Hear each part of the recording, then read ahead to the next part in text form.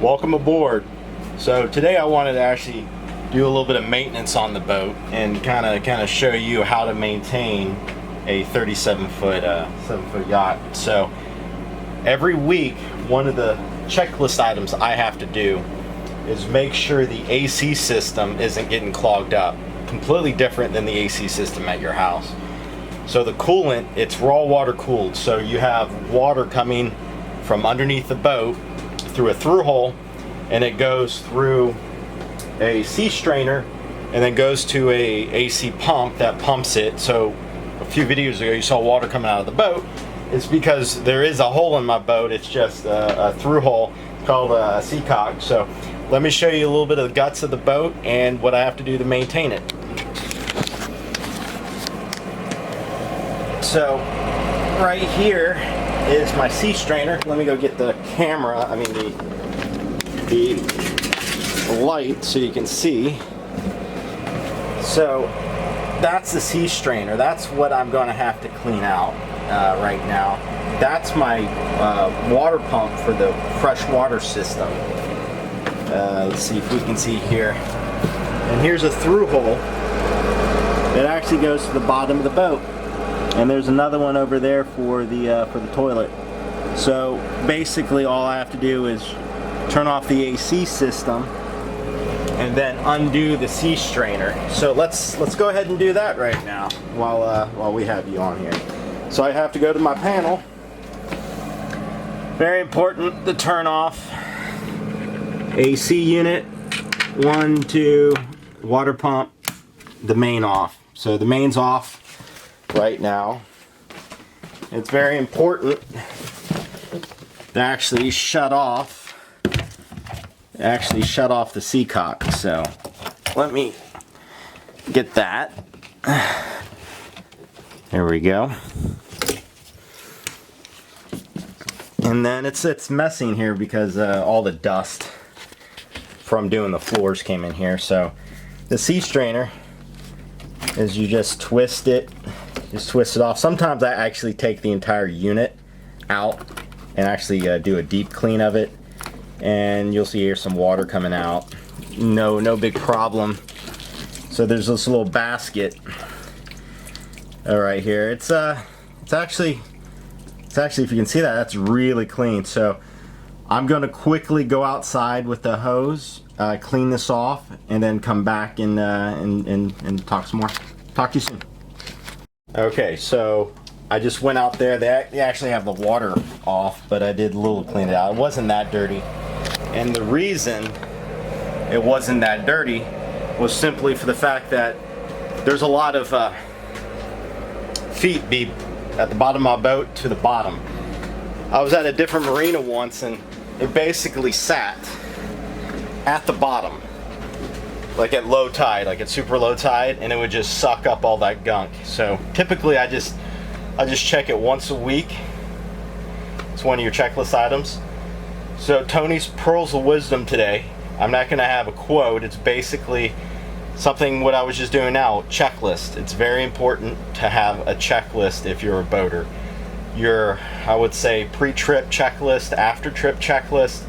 I don't have it physically written out anywhere because I do it so much that I don't, but it's if you're a new boater, and even if you're not a new boater, checklists are the way to go. And there's a lot of checks. Let me show you my AC panel because I haven't shown you that before.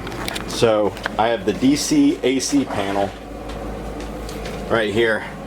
So I have all my lights, and this is all powered by the batteries. This top part, everything down here is AC power.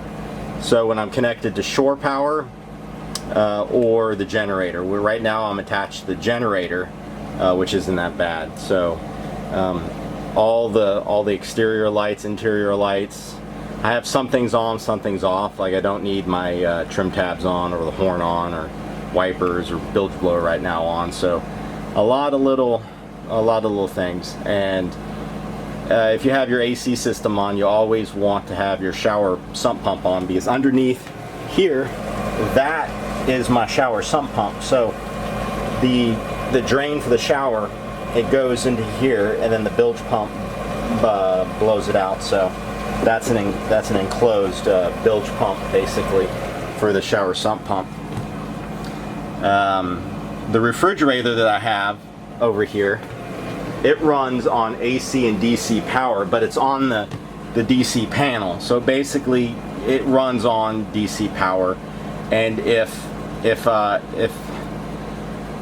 you lose power and the AC is still running, it'll drain the batteries. And you just gotta realize that if your shore power cords or the dock power stops, it will drain the battery. And we have 2 batteries. I'll actually show you that as well. So one of the main things here I like to use is the water heater. I replaced this 11-gallon water heater a couple months ago because it had a hole in it basically, and it crapped out on me. But if I want to turn on the range, microwave, coffee maker, I have the battery charger. I have the ice maker off because it doesn't work. It's actually screwed up. So, but I have 2 shore power cords. One shore power 2 is dedicated to the AC systems. Basically, my water level right here to typically just keep it topped off. But on this corner, we have our automatic bilge breakers as well, voltmeter, battery charger that for each one. Over there, the main battery charger, but this has to each of the 3 batteries. I have that. This is the main battery switch, so I typically keep it on one. I never really have it to both, and right now let's turn it to one. So I've been running on the 2nd battery, and the battery charger keeps charging up the battery. So yeah, I don't have to worry about if I have it on 2 all the time that'll it'll run that battery. I have a 5-year warranty on those batteries.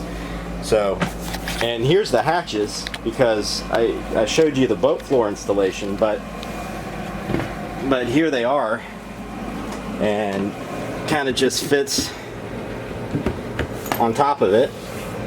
It's pretty good. And I just hit that sometimes to get it to go down. And this one, oh, and that's the waste tank. When I was talking to you about vent filtration, that's the 20-gallon poop tank. So these fit so nicely over. So it was a hell of a good job that I did with these floors. So I'm really happy how they turned out. And if anybody comes and hangs out right now, we have a fridge full of beer, not a beer full of fridge. But yeah, I won't drink those right now, and some non-alcoholic drinks. So stay tuned till tomorrow, because tomorrow and once a week, one of the checklist items you should do is start the engines of the boat. I have twin 6.2 liter Mercruiser big block, big boy engines over there. They have their big boy pants on basically. So I'm going to start them up and let them run for about 10 to 15 minutes, maybe bring about 10 to 15 gallons of fuel just to top off, because every time I take out the boat, I typically like just to top it off. I hate really spending the extra $1 a gallon at the fuel docks over here. I'm not really sure what the price is anymore, but yeah, I'm going to give you tomorrow, so stay tuned for tomorrow. You will have a tour of everything I've done to the engines in the past 6 months, and you'll be amazed at how much work I actually put into maintaining that. It's not that it was broken, it's preventive maintenance, and make sure it's one guy at the dock, one old guy said to me about a year ago, he said, "Why are you replacing all that stuff? That's what CTO is for." I'm like, excuse me, CTO? That's not what CTO is for.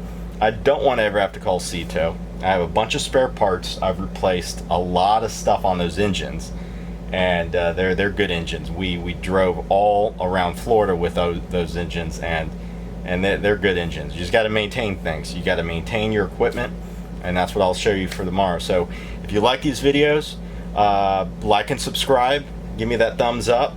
I'm gonna do a lot of stuff on the boat every single day. I'm only a few minutes away from the boat, so I get to come to the boat every day and actually do a video a day on boat items. So I'm gonna get a small topic on every boat themed topic of what I'm fixing.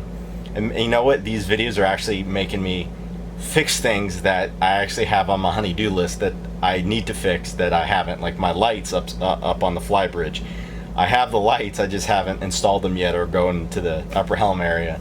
So these are good videos to for me. But so stay safe, everybody. Until tomorrow, like and subscribe. Ciao.